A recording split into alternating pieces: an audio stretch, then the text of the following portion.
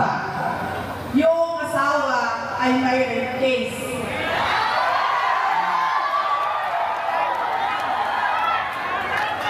Lumapit siya sa asawa ko. Abogado. Kaya nga, kadahanang buhay, alam nyo, ang kadahanang buhay talaga sa amin, yung asawa ko. Kaya dahil kadahanang buhay, o sige, pagkapit natin ito. O tapos na ang kaso. Magbayad ka na ng 8 million. Ilang beses siningil ay hindi na bayad. Ganyan ang klase ng tao na mali natin na napili. Tinatakbuhan ang utang. Okay, alam mo, abogado din ako, dumaan din ako sa practice. Hindi talaga nakakabayad lahat.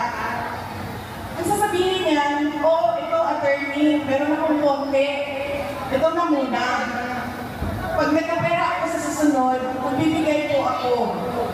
Oh, sa susunod na buwan, ito attorney, konti po. Ito lang po muna ngayon.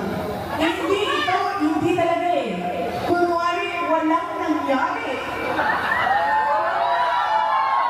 Tapos, nakikita ko, namigay niya.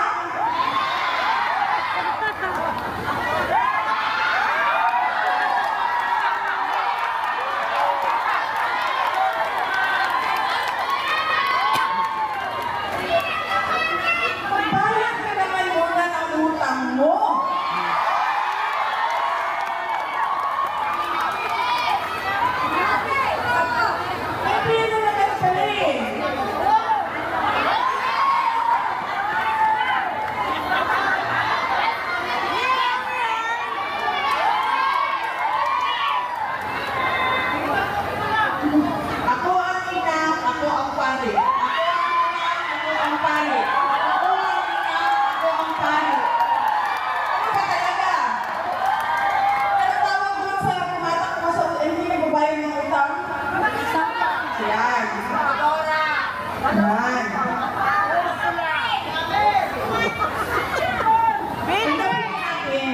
Nagkakalit tayo ng pili ng presidente, nakalitin tayo ng pili.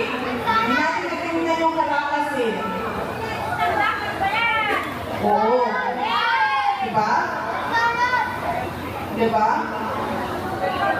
Ganyan ang klase ng pagkakamali namin.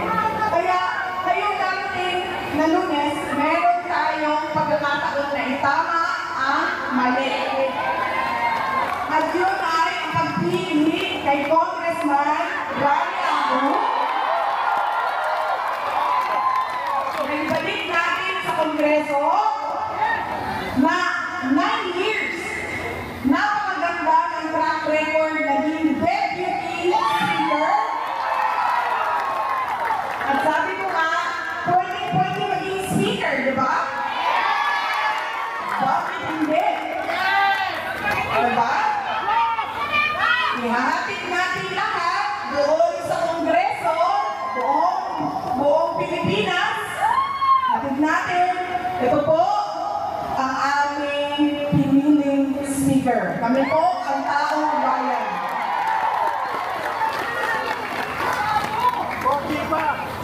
Yan. Hindi mo ka palabas! Dahil i-check mo na. Wala ka naman ginagawa na utang. Sabi, hindi pala siba.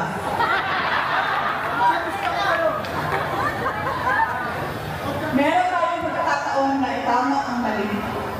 Kaya, gawin natin yun. Hindi lang yung pagpili sa representante natin, kaya yung tatlong sinabi ko una na, napaulit-ulit natin na pagkakamali bilang mga botante kada eleksyon.